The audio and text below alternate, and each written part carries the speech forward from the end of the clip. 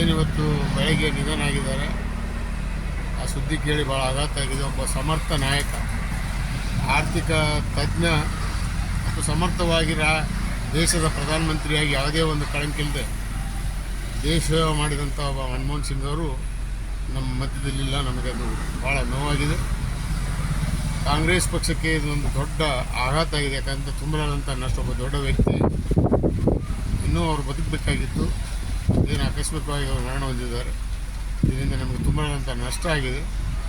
ಇಡೀ ನಾಡಿನ ದೇಶದ ಜನರಿಗೆ ಅವರು ಒಂದು ಮಾದರಿಯಾಗಿದ್ದರು. ಪ್ರಧಾನಮಂತ್ರಿಯ ಗುಣಗಳು ಹೇಗಿರಬೇಕು ಅನ್ನೋದು ಅವ್ರು ನಡೆಸಿ ತೋರಿಸಿದ್ರು. ಭಾಳ ಸೌಮ್ಯ, ಭಾಳ ಸಮಾಧಾನದ ವ್ಯಕ್ತಿಯಾಗಿದ್ದರು. ಕೆಲವೊಂದು ಒತ್ತಡ ಅವ್ರ ಮೇಲೆ ಇಲ್ಲದೇ ಇದ್ದರೆ ಇನ್ನೂ ಭಾಳ ಸಮರ್ಥವಾದಂಥ ನಾಯಕತ್ವ ಅವರು ದೇಶಕ್ಕೆ ಕೊಡ್ತಾಯಿದ್ರು. ರಾಜಕೀಯದಲ್ಲಿ ಎಲ್ಲ ಪಕ್ಷದಲ್ಲಿ ಕೆಲವು ಒತ್ತಡ ಇರ್ತವೆ, ಅದಕ್ಕೇನು ಮಾಡೋಕ್ಕಾಗಲ್ಲ.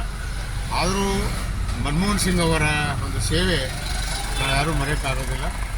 ಅದಕ್ಕೆ ನಿಜವಾಗಿ ನಾವೆಲ್ಲ ತುಂಬ ಹೃದಯದಿಂದ ಅವ್ರಿಗೆ ಶ್ರದ್ಧಾಂಜಲಿ ಸಲ್ಲಿಸಿ ಅವರನ್ನು ಕಳ್ಕೊಂಡಂಥ ಎಲ್ಲ ಅಭಿಮಾನಿಗಳಿಗೆ ಈ ದುಃಖವನ್ನು ಸಹಿಸ್ತಕ್ಕಂಥ ಶಕ್ತಿ ಆ ಭಗವಂತನ ಕೂಡಲಿ ಕುಟುಂಬದವ್ರಿಗೆ ಕೂಡ ಸಾಂತ್ವನವನ್ನು ಹೇಳಿ ಶ್ರದ್ಧಾಂಜಲಿ ಅರ್ಪಣೆ ಮಾಡ್ತೀವಿ. ನಮಸ್ಕಾರ.